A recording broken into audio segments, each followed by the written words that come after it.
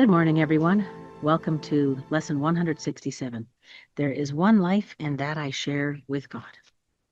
There are not different kinds of life, for life is like the truth. It doesn't have degrees. It's the one condition in which all that God created share. Like all his thoughts, it has no opposite. There is no death because what God created shares his life. There is no death because an opposite to God doesn't exist. There is no death because the Father and Son are one. In this world, there appears to be a state that is life's opposite. You call it death. Yet we have learned that the idea of death takes many forms. It is the one idea which underlies all feelings that are not supremely happy.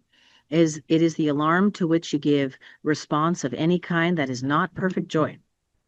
All sorrow, loss, anxiety, suffering, and pain. Even a little sigh of weariness, a slight discomfort, or the merest frown acknowledge death, and thus deny you live.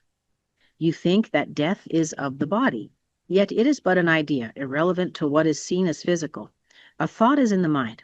It can then be applied as the mind directs it, but its origin is where it must be changed if change occurs. Ideas leave not their source. The emphasis in this course has been placed on that idea due to its centrality in our attempts to change your mind about yourself. It is the reason you can heal. It is the cause of healing. It is why you cannot die. Its truth established you one with God. Death is the thought that you are separate from your Creator. It is the belief that conditions change, emotions alternate because causes you cannot control, did not make, and you can never change. It is the fixed belief ideas can leave their source and take on qualities the source does not contain, becoming different from their own origin, apart from it in kind as well as distance, time, and form. Death cannot come from life. Ideas remain united to their source. They can extend all that their source contains. In that, they can never go far beyond themselves. But they cannot give birth to what was never given them. As they are made, so will their making be. As they were born, so will they give birth. And where they come from, there they will return. The mind can think it sleeps, but that is all. It cannot change what is its waking state.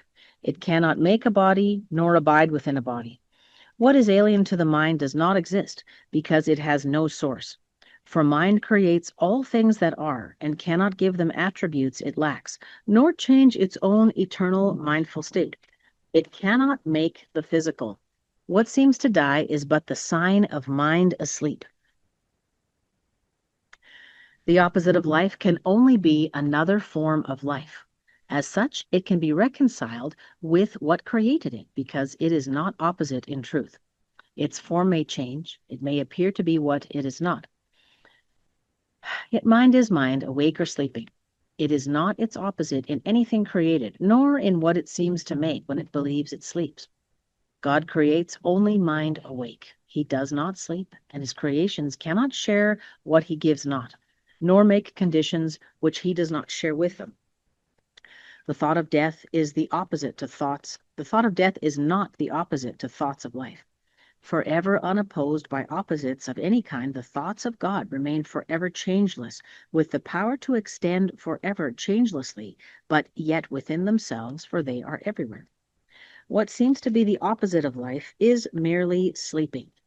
When the mind elects to be what it is not, and assume an alien power which it does not have, a foreign state it cannot enter, or a false condition not within its source, it merely seems to go to sleep for a while. It dreams a time, an interval in which what seems to happen has never occurred. The changes wrought are substanceless, and all events are nowhere. When the mind awakes, it but continues as it always was. Let us today be children of the truth and not deny our holy heritage. Our life is not as we imagine it. Who changes life because he shuts his eyes, or makes himself what he is not because he sleeps, and sees in dreams an opposite to what he is?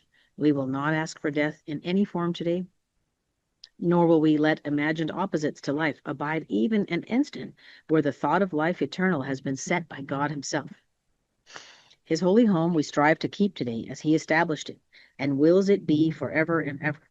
He is Lord of what we think today, and in his thoughts, which have no opposite, we understand there is one life, and that we share with him, with all creation, with their thoughts as well. whom he created in a unity of life that cannot separate in death and leave the source of life from where it came. We share one life because we have one source, a source from which perfection comes to us, remaining always in the holy minds which he created perfect. As we were, so are we now and will forever be.